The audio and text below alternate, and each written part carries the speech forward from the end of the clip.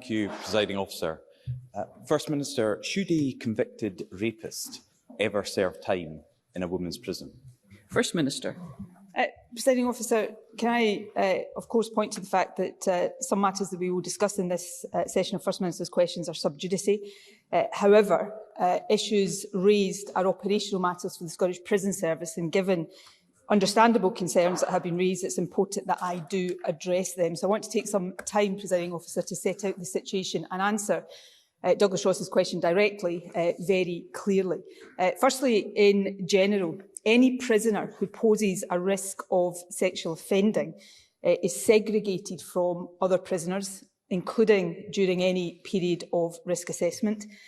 Secondly, there is no automatic right for a trans woman convicted of a crime to serve their sentence in a female prison, even if they have a gender recognition certificate. Every case is subject to rigorous individual risk assessment, and as part of that, the safety of other prisoners is paramount. Finally, in general terms, and perhaps most importantly, I heard the Chief Executive of Rape Crisis Scotland say this yesterday: I don't see how it's possible to have a rapist within a female prison.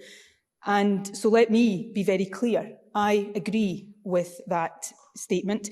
Bearing in mind what I've just said about the importance of individualised risk assessment as a general principle and presumption, I think that statement is correct. Turning now to specifics, in the case that has been in the media in recent days, that risk assessment is underway.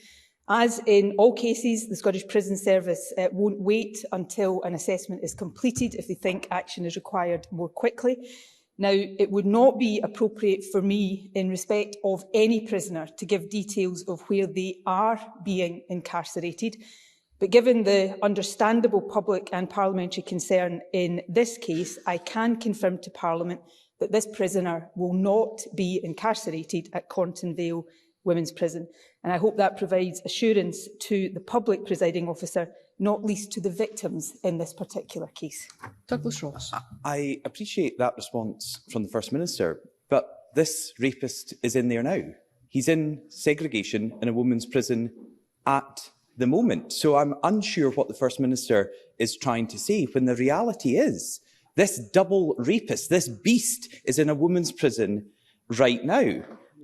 We think it's wrong that a rapist is sent to a women's prison. We believe that a rapist having access to a woman's single-sex space is a threat. So given what the First Minister has just said, and given he is currently in Cornton Vale, does the First Minister believe that it's possible for a rapist to be held in a women's prison, as he is just now, and not be a threat to women? First Minister.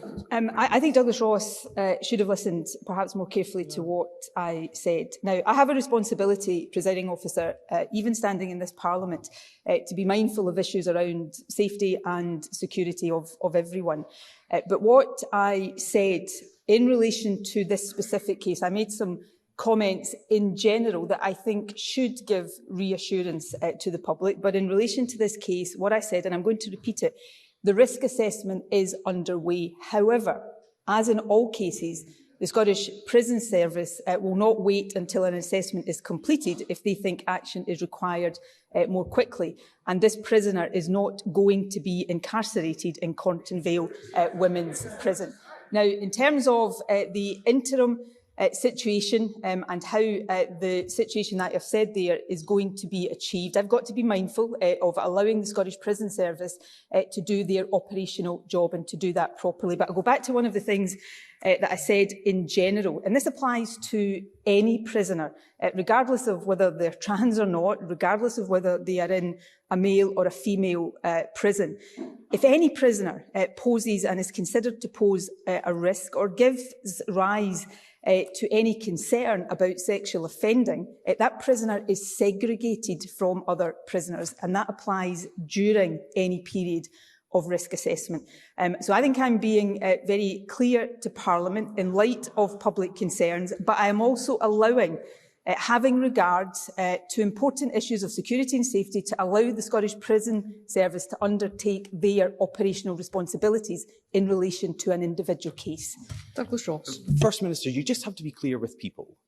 can you confirm that a double rapist is currently being held in a women's prison? Because that's the situation. And let's just hear what the former governor of Corton Vale Prison, Rona Hotchkiss, has said about this. I am absolutely clear about the fact that they should be in a male prison. You simply cannot have someone like this terrorising women. She continued, "It's a red line I would not have crossed." But this double rapist only decided to change gender after he was charged by the police. It took the threat of jail for this criminal to decide to change his gender. That's not a coincidence, that is a conscious decision. Now, the First Minister is hiding behind the Scottish Prison Service, but they are a government agency accountable to SNP ministers. So all this really comes down to is what ministers decide. They had the power to prevent this happening, and they still have the power to change this in the first 72 hours under Rule 19(1)A of the Scottish Prison Service rules. So can I ask the First Minister, above asking where he currently is, was there any ministerial involvement in the decision to send this rapist to a women's prison? And before that 72 hours expire tomorrow, will the First Minister personally intervene and remove this double rapist from Corton Vale? First Minister. I think I'd repeat some of what I've already said, but let me be clear. This prisoner is not going to be incarcerated in Corton Vale, either short-term or long-term. There is an importance of allowing the Scottish Prison Service operationally to give effect to what I have just said. And that is important to stress. These are operational matters for the Scottish Prison Service. The very fact I am standing here and addressing them, and I think most people listening to what I am saying right now will understand fully what I am saying. I am not, to use Douglas Ross's phrase, hiding behind anyone. I am setting out very clearly, firstly, that I agree with the comments of the Chief Executive of Rape Crisis Scotland yesterday when she said, and I repeat, I don't see how it's possible to have a rapist within a female prison. It is, of course, right and proper that there are individualised risk assessments done on every prisoner, and that is important. But I agree with that statement. And what I have said is that short-term or long-term, this prisoner is not going to be in Corton Vale, but it is important to allow the Scottish Prison Service operationally to give effect to the decisions that they have taken. Douglas Ross. I'm sorry, I've asked this 3 times now, so I'm going to ask for a 4th and final opportunity that I have. Where is this double rapist at the moment? Is he currently in a women's prison here in Scotland, First Minister? Yes or no? And I'm sorry, all of this stuff about the Scottish Prison Service, this is the rules that the Scottish Prison Service have to work to. Rule 15(1) about the allocation of prisoners does allow ministers to intervene. Ministers could have intervened before now, and Rule 19(1)A gives 72 hours for this to be challenged. That expires tomorrow, and we heard nothing from the First Minister about what she is going to do about that. Now, we have warned for months that violent criminals, just like the sex offender, the absolute beast we are discussing today, would try to exploit loopholes in the law and attack and traumatise women. The problem, as we have said all along, is not trans people. The problem is violent offenders. But now, before the SNP's GRR bill has even come into force, rapists are currently exploiting the current laws. We shouldn't make it any easier for them to attack women. Now, Nicola Sturgeon has seemed to reject that the fact that he's currently there isn't a risk to women. I can't agree with that. So can I ask the First Minister, will she go to Corton Vale? Will she personally explain to the women there who are sharing their prison with a double rapist why on earth her government is allowing them to be in a cell next door? First Minister. Again, I think if Douglas Ross was actually listening and was paying attention to the facts of what I'm setting out, he would know what I am saying. What I'm saying is, firstly, the Scottish Prison Service is in the process of giving effect to the decision it has taken not to incarcerate this prisoner in Corton Vale. And before the 72-hour period expires that Douglas Ross has referred to, my expectation is that this prisoner will not be in Cornton Vale Prison.